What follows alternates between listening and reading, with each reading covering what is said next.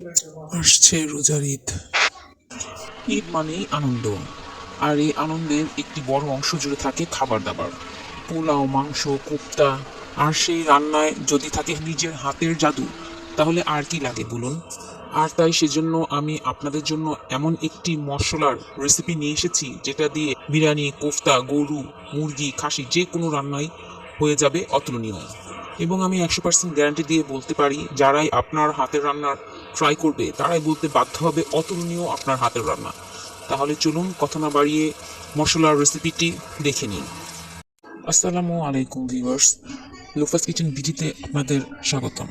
Eid special মশলার জন্য আমাদের এখানে যে সকল উপকরণগুলো লাগছে তার মধ্যে হচ্ছে তেজপাতা মাঝারি সাইজের 8টি, এলাচি 1 আঙ্গুল সাইজের লম্বালম্বি ভাবে ধরে 1 মুঠো অথবা 40টির মতো এলাচি 1.5 টেবিল চামচ, লং আধা টেবিল চামচ, কালো বড় এলাচ 3টি, শাহি জিরা আধা টেবিল চামচ, পোস্তদানা 1 টেবিল চামচ, জয়ত্রী 6টি ফুল, জায়ফল 4টি।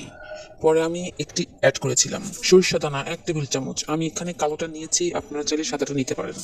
কালো গোলমরিচ 1 টেবিল চামচ, সাদা গোলমরিচ আধা টেবিল চামচ, মিষ্টি জিরা 1 টেবিল চামচ, ধনিয়া 3 টেবিল চামচ, জিরা 3 টেবিল চামচ, শুকনো মরিচ 10-12টি। ঝাল অনুযায়ী আপনারা কম বেশি নিতে পারেন। এখন এই সবগুলো মশলা আমি টেলে নেব। এখন বলতে চাচ্ছি, যারা আমার চ্যানেলটিকে সাবস্ক্রাইব করেছেন তাদের অসংখ্য ধন্যবাদ, এবং যারা এখনও করেননি কাইন্ডলি সাবস্ক্রাইব করে দেবেন প্লিজ, এবং ভিডিওটি ভালো লাগলে অবশ্যই লাইক শেয়ার করে দেবেন। এবং যদি কোনো কারণে আপনাদের কাছে আমার ভিডিওটি ভালো না লাগলে অবশ্যই কমেন্টে আমাকে জানাবেন, আমি অপেক্ষায় থাকবো। এখন আমি মশলাগুলো ভাজতে চলে আসলাম। এখানে আমি বড় যে মশলাগুলো একটু ভাজতে সময় লাগে সেগুলো নিয়ে নিয়েছি, এবং যেগুলো ছোট সাইজের সেগুলো পরে টালবো। এখানে ফ্রাই প্যানটা আমি গরম করে নিয়েছি। চুলার তাপ এই সময় মিডিয়াম টু লোতে থাকবে। অতিরিক্ত আঁচে মশলাগুলো ভাজা যাবে না, তাহলে পুড়ে যাবে এবং টেস্ট নষ্ট হয়ে যাবে। সেজন্য এক মিডিয়াম থেকে লোয়ের দিকে রেখে এভাবে নেড়ে চেড়ে একটু ধৈর্য সহকারে ভেজে নিতে হবে। এই মশলাগুলো 50% ভাজা হলেই আমি এর মধ্যে সেই ছোট সাইজের মশলাগুলো দিয়ে দেব। দিয়ে আবারও নেড়ে ভালোভাবে তেলে উঠিয়ে নেব। মশলাগুলো যে টালা হয়েছে বুঝবেন কি করে? যখন সম্পূর্ণ মশলা ভাজা হয়ে যাবে তখন দেখবেন একটি অ্যারোমা বের হবে মশলাগুলো, যেটা খুব ভালো লাগবে, এবং তেজপাতাগুলো চাপ দিলেই মুড়মুড়িয়ে ভেঙে যাবে। এখানে আমার কিছু অংশ স্কিপ হয়ে গেছে, মোবাইল হঠাৎ বন্ধ হয়ে গিয়েছিল, আমি খেয়াল করিনি। মশলাগুলো 50% হয়ে যাওয়ার পর আমি এখানে যে ছোট সাইজের মশলাগুলো ছিল সেগুলো অ্যাড করে দিয়েছি। এখন দেখে নিচ্ছি মশলাগুলো হয়েছে কিনা।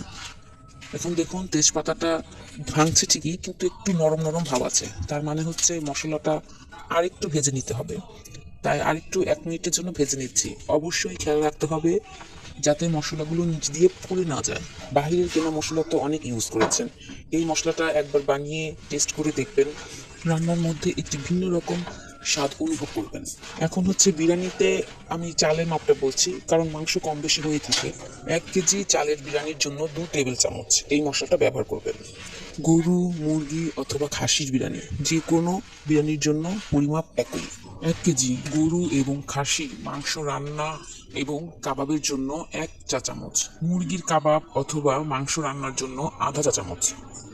এখানে আমি মশলাগুলো টালা পর ভালোভাবে ঠান্ডা করে ব্লেন্ড করে নিয়েছি। অবশ্যই ভালোভাবে ঠান্ডা করে নিতে হবে, না হলে মশলাগুলো ব্লেন্ড হবে না, দানা দানা রয়ে যাবে। এখন এই মশলাটিকে একটি শুকনো এয়ারটাইট বক্সে ভরে আপনারা প্রায় 6-7 মাস পর্যন্ত বাইরে সংরক্ষণ করতে পারবেন। আবার ফ্রিজে রাখলে প্রায় 1 বছর পর্যন্ত সংরক্ষণ করতে পারবেন।